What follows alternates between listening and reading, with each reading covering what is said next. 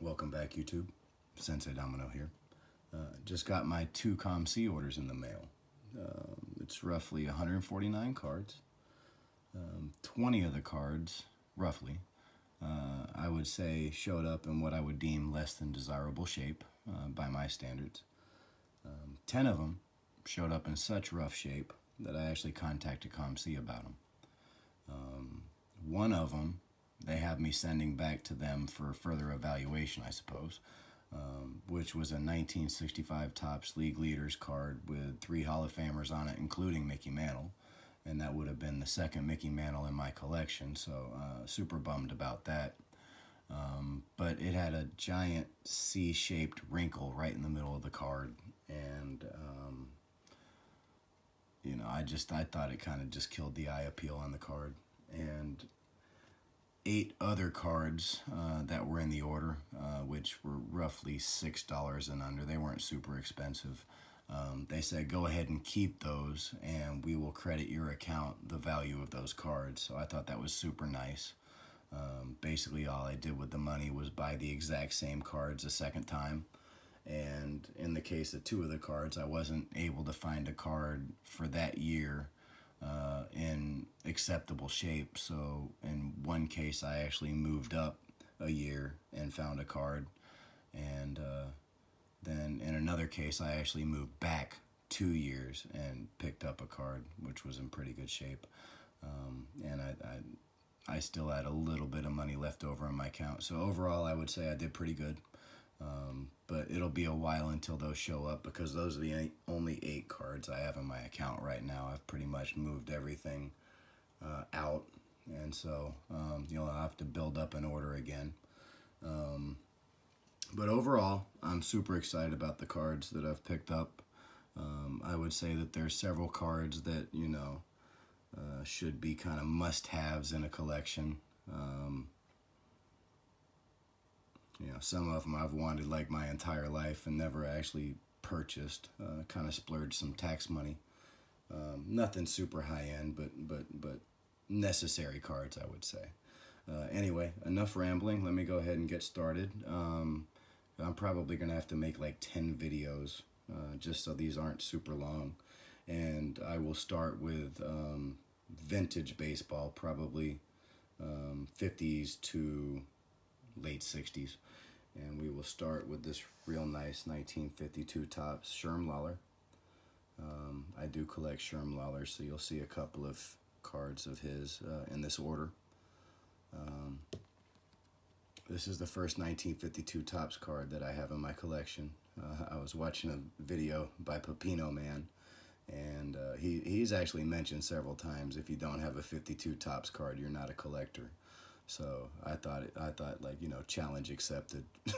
Plus, I really like this set anyway, so it didn't take much twisting of my arm to actually do it. But Pepino Man, I got my 52 Topps card, Sherm Lawler, and super excited to add this to my collection. It's in pretty good shape. Corners aren't too bad, centering isn't too bad. And so, you know, I know it's just a common, but you know, since I collect them, it was easy to find, you know, a card to pick up from the 52 Topps set that wouldn't break the bank. So next, this is one of the cards that COMC kind of comped me on. I knew, I mean, this is overall, this looks like a real nice card, doesn't it? You know, super clean. It does have this, I don't know what you want to call it, like bleeding of this blue onto other parts of the card, into the white lettering, and then, you know, onto the white border, and then the photo right there. And I knew that, and I was okay with that, in all honesty, because of the sharpness of the corners and, you know, just the cleanness of the card overall. But on closer examination, I don't know if we can see it right here. There it is. About a 3/4 inch crease right here, or a wrinkle, I guess. That's more like a wrinkle. So obviously with the bleeding of the dye right there, plus the crease, I didn't feel like this fell in the EX range. It's probably closer to VG or even lower. So COMC agreed, and they credited my account. And so this is essentially a free card, and I'm okay with it for that, but I will look to replace that in the future for sure. That's one of the cards I wasn't actually able to find a replacement for, so I actually moved up to the 61 Cepeda and picked that one up. Moving on to a 60 top Sherm Lawler, adding another one to my Sherm Lawler collection. Pretty nice card overall, pretty nice corners. They're a little rough and the centering's a little off, but as I've said many times, I'm okay with centering being off if the corners are pretty nice. And this has a little bit of damage, but overall I'd say it's okay. Probably in that nice EX range, maybe a little better. Maybe EX Mint or something like that. Moving on to 1961 tops, and a real nice Brooks Robinson. I don't have a lot of Brooks Robinsons in my collection, but I am a pretty big fan of his. So if the price is right, I will certainly pick one up, and that was the case in this one. It's pretty nice. So I decided to go ahead and snag it, add it to the collection.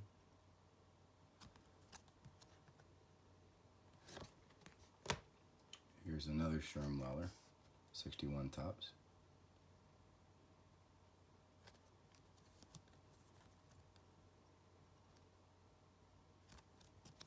Pretty nice overall. Moving on to 1963, and despite the centering, I think this is a really sharp card. This is a second-year Gaylord Perry. Pretty nice corners overall. White border is for the most part pack fresh white. It's not a whole lot of print defects. It's just basically centering. I mean, look at the back on this. I mean, look how white that is. I mean, it is very possible that this was, you know, recently pulled out of a pack. If not, it was certainly taken care of.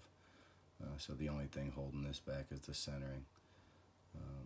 You know, with Gaylord Perry being a Hall of Famer and a former Ranger, I would like to do a player run, a Topps player run of his at some point. So, you know, just right now I'm just kind of adding cards here and there, but at some point I might turn my focus to doing that, him and Fergie Jenkins. Right now I am picking up quite a few Billy Williams since I now have his rookie card, so I wanted to pick up this 64. I actually had this one when I was a kid, but it was in rough shape. I don't think it had creases, but the corners were well rounded, so it's nice to have a better conditioned 1964 Billy Williams back in my collection. So a little bit of corner ding right there. And I'm not really a big fan when you can actually see, you know, the comic in this little coin rub area. Never been a fan of that. I'm not sure if it actually affects the grade of the card or anything, but just never been a fan of that. I'd prefer it just be clean. Anyway, overall it's still a pretty nice card. Happy to add that to the Billy Williams collection.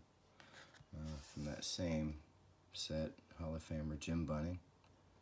I don't have a whole lot of Jim Bunnings, but with him being a Hall of Famer, I'll certainly pick one up here and there when I can. This was kind of an opportunistic buy. I thought the condition was very good. I thought the price was very good, and just kind of picked it up on a whim, and I'm happy that I did. Moving up a couple years to 1968, and here's another Gaylord Perry. A little off center, but overall really sharp card.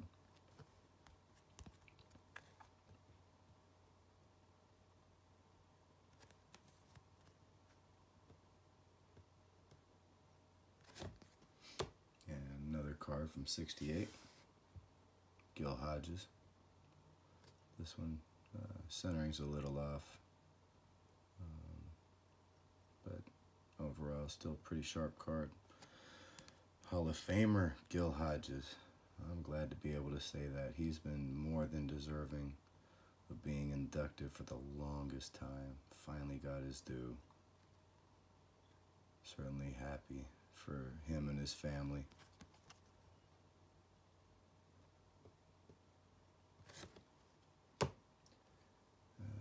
This is a 1968 Topps Game, Frank Robinson. This is the first Topps Game card that I've ever owned. Sadly, this is a card that is in what I would deem less than desirable shape, but I didn't mention it to COMC. But there is, I don't know what you want to call it, like, I don't even think you can pick it up, but right here, there's just kind of a little bend in the card. It's not a crease, it's not a wrinkle, but it's kind of warped or something, so it just kind of bugs me.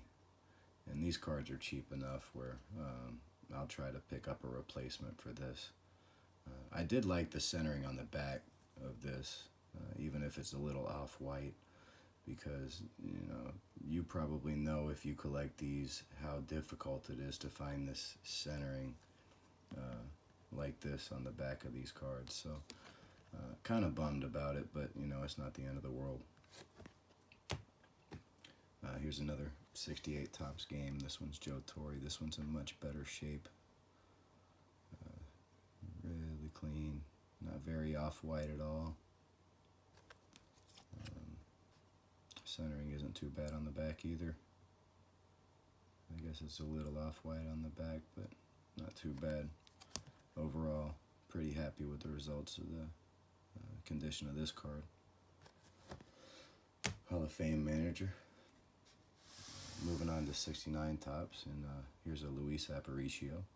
It's a pretty sharp card, a little off center. If you can't tell by now, you know, I'm certainly willing to sacrifice the centering for sharp corners. This does have a little bit of corner wear, but it's minimal. I'm okay with that.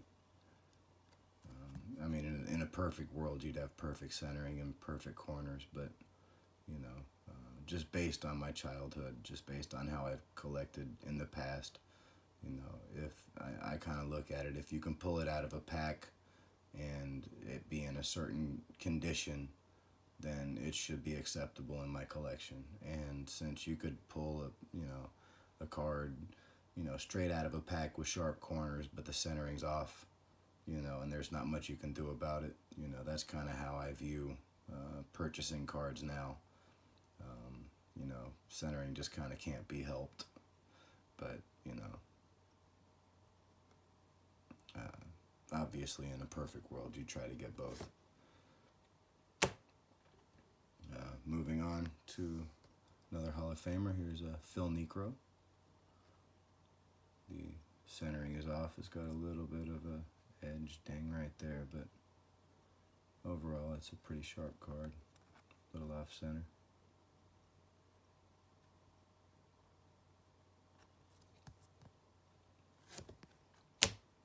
And this is an interesting card. This is a 1969 Topps Rod Carew. And I was actually watching a video after I purchased this card on DB Tiller's YouTube channel. I watch his videos quite a bit, and he mentioned in one of his videos that this is actually not Rod Carew right here. This is in fact Lou Brock. And if you look at his card from the same set, I think it's World Series Game 3 or Game 4 or something like that, you'll look and you'll see that they use this exact photo in this same set, and it's Lou Brock. And I'd never noticed that before, and I don't think anybody's ever pointed that out. So, you know, if you haven't watched any of DB Tiller's videos, certainly go over to his channel and check them out. Because I would have never noticed that if he hadn't pointed it out. And now that he has, I kind of want to get that Lou Brock World Series card to kind of put these two cards together and kind of finish the puzzle, I guess, if you will. But yeah, that's something. I mean, you know, I guess you have two Hall of Famers on this card. And if I think about it a little bit, I don't know if it's this exact year. I know 69 Topps, they had a rough time getting a lot of up-to-date photos, and you'll see that in a lot of cases they used the 68 photos or even earlier in this 69 set. I believe it's because Marvin Miller was negotiating a bad contract with Topps, and he told the players not to do any new photos. And so my guess is Topps tried to be sneaky and just kind of put a nondescript player back here on the back of the card. It just happened to be Lou Brock. You know, I don't know if that's actually the case, but that would be my guess. If somebody actually knows if I'm correct or not, you know, post a comment, let me know. But still, I find that really interesting about this card. It adds a little extra appeal to it, certainly. Next, here's a couple of 69 Topps Decal Edge. I don't have any of these cards, so I picked up a couple of them. I know these, I won't ever get these graded because they just grade horribly. But I do think they're kind of cool cards, you know, with this edge, this rough edge they have. And I think there's some pretty good players in this set for sure. This Bob Gibson is probably the one that showed up in the best condition. The other ones, there's something or other wrong with them. But there was one in particular that I actually told COMC about. The other ones I kind of just let it go. Here's a Ron Santo.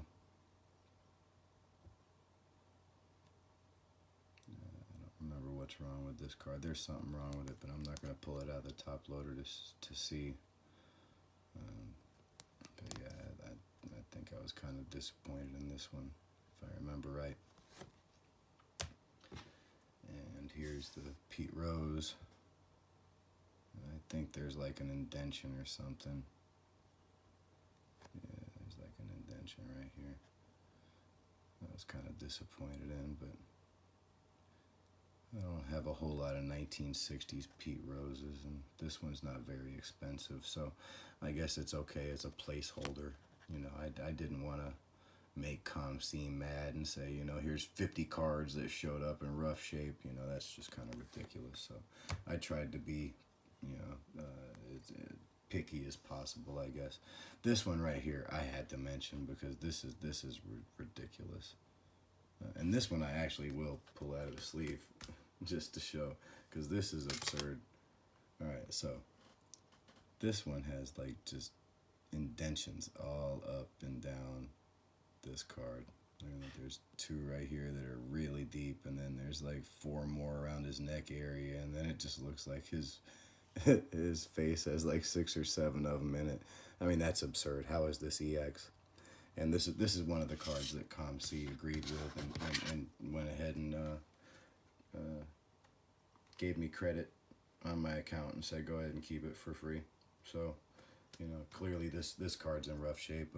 It's going to have to be replaced.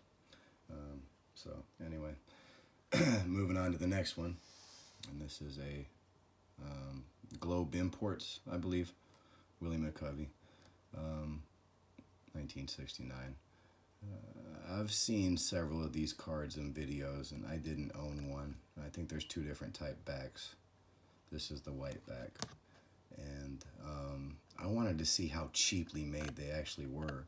And I was actually surprised that this wasn't like paper thin. It's a little thicker stock. I mean, it's not card stock or anything like that. I would probably liken it to like construction paper or something like that. But I actually thought this was going to be paper thin.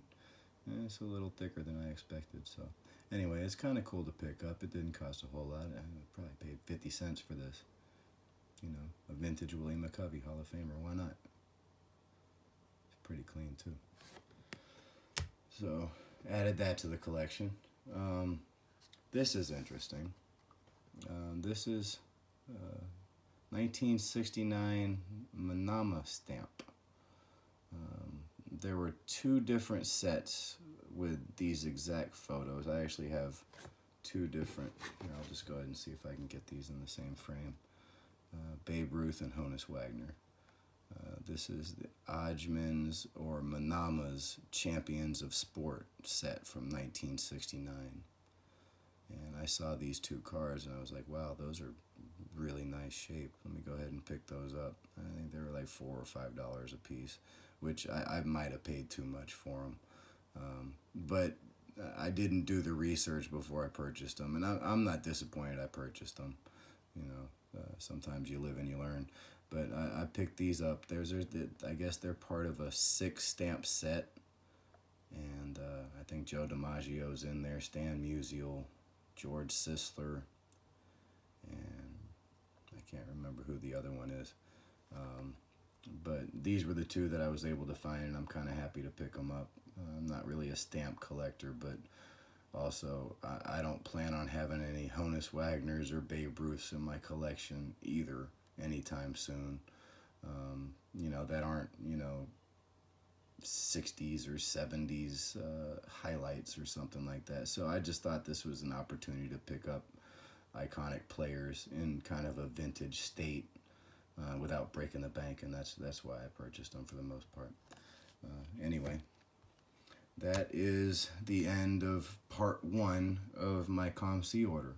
So hopefully you enjoyed watching those cards. I will be doing another vintage baseball video probably later on tonight, which will be vintage cards from 1970 to 1975. Until then, thanks for watching the video, and I'll talk to you again soon.